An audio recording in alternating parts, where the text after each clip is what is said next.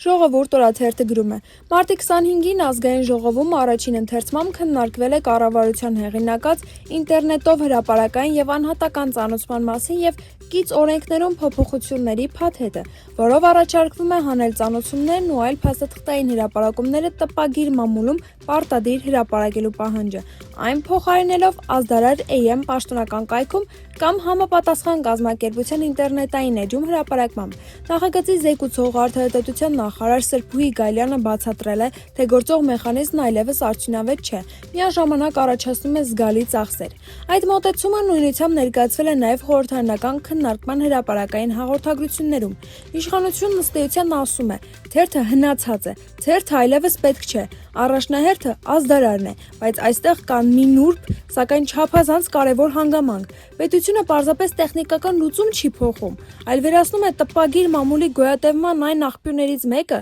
որն առնվազն տարիներ շարունակ օգնում էր թերթերին պահել տնտեսական նվազագույն կենսունակությունը։ Այսինքն խոսքը միայն ծանուցման ձևաչափի մասին չէ, խոսքը լրատվական դաշտից, տպագիր մամուլի ֆինանսական հենակետերից մեկը հանելու մասին է։ Ժողովուրդ օրաթերթը գրում է.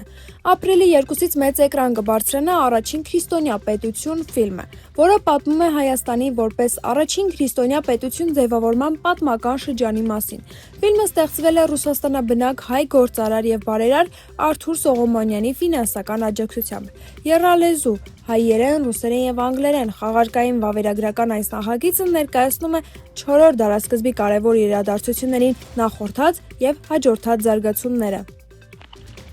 Հրապարակ թերթը գրում է. ԿՊ աշխատակազմից նախընտրական ցուցակի թեկնածուներին ասվել է, որ կուսակցության կենտրոնական գրասենյակ ներկայացնեն падգամավորության թեկնածության համար պահանջվող համապատասխան փաստաթղթերը, որպեսզի փաթեթները սկսեն կազմել կենտրոնական ընտրական հանձնաժողով դիմելու համար։ Մեզ ասացին, որ 100-րդ հորիզոնականից ներքև գտնվողներից շատերը կամուկացի մեջ են՝ դիմել թե չդիմել։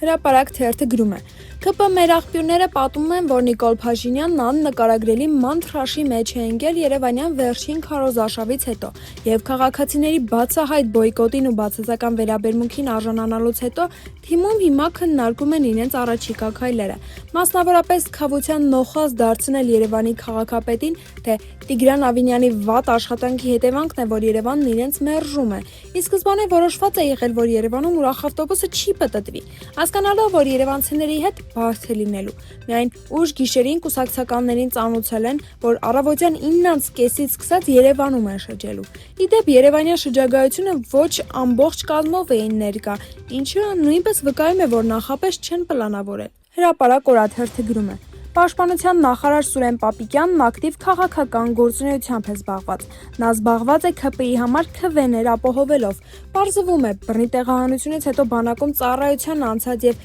իբրև իշխանության բարի կամքի դրսևորում հրատապ կարգով ՀՀ քաղաքացիություն ստացած ու ՊՆ-ում աշխատանքի տեղավորված արցախցիների ընտանիքների մի մասը մինչ օրս ՀՀ քաղաքացիություն չի ստացել։ Մեր աղբյուրներն ասում են, որ այժմ կանչում են նման զինծառայողներին եւ հետաքրքրվում, եթե ընտանիքի անդամները մինչ օրս ՀՀ քաղաքացի չեն, ապա տվյալ ծառայողը կազատվի պաշտոնից։ Թե ինչով է պայմանավորված արցախցիների նկատմամբ այս հերթական արշավը, մեր աղբյուրն իր վարկածն ունի։ Նրա կարծիքով Պապիկյանին թվում է, թե ՊՆ-ում աշխատանքի անցածներն արդեն դարձել են յուրային, պետությունից փող են ստանում եւ նրանց ընտանիքներն են իրենց էլեկտորատն են։ Ուստի դրդում են, որ հրատապ կարգով լուծեն քաղաքացիության հարցը, որ մասնակցեն ընտրություններին եւ ՔՊ-ին ընտրեն։